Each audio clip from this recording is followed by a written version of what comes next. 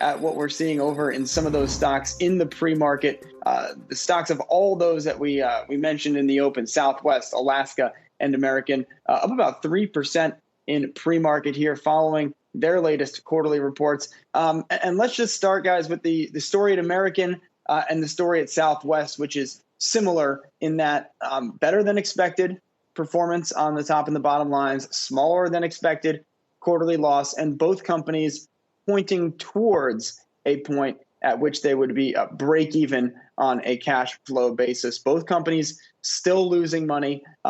American is now excited about a $27 million per day cash burn. Southwest obviously is a much smaller airline, talking about a $2 to $4 million per day cash burn. But both companies here, guys, really talking as I think we can sort of feel all around us, the reopening trade and likely a buoyant summer, at least for domestic travel. Better news, obviously, for Southwest specifically than American. But Julie, there's certainly, certainly the airlines, I think, all else equal, we sat them down this time last year, they would be quite pleased to be seeing the trajectory that these businesses have been on over the last quarter.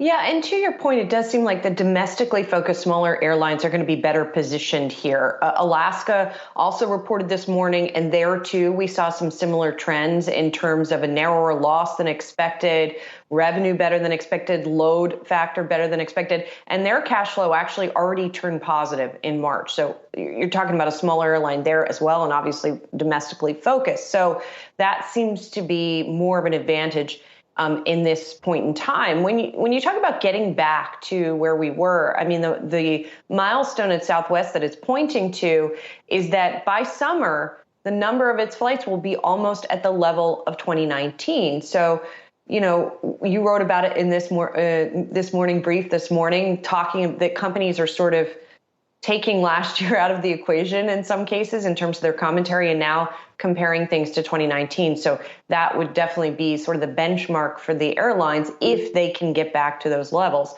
If, some of these bigger airlines that fly globally, they're going to have a much harder path back to those levels because at this point, we really still don't know. If there is a more sort of certain flight plan, sorry for the pun, for the domestic airlines in terms of the vaccinations, globally, it's just not, you don't have that kind of visibility. I saw what you did there, Julie Hyman. That was pretty darn cool. But yeah, no, I think to both of your points, what we're seeing in the early moves in the stocks pre-market here is very much sentiment driven. As you mentioned, the cash burns at both of those companies, Southwest and American Airlines, improved. Southwest a little more forthcoming with investors this morning regarding some of the forward-looking trends that they are saying bookings have improved all the way out until June. That is good. But one red flag here, and a very interesting one at that, and I tweeted it out this morning, business travel, at least according to Southwest, is really not showing any signs of improving. So at least from a corporate America standpoint, it remains a lot of Zoom calls for high-powered executives. And that is interesting, and I guess perhaps unsurprising, but business travel is very important, not just for the airlines, also for the hotels. If they're not filling these conference rooms, if they don't have the power CEO back on the road again, that's going to remain an earnings headwind, and it can't all be leisure-driven for a lot of these travel companies. Yeah, that's right, Sozzi. And I think everyone knows that there's going to be a longer lead time to getting some of those business travelers back into the fold. I think what's interesting, though, is that these stocks, obviously they've come up a lot over the last year, and they're basically back to where they were pre-pandemic. So we're discounting now.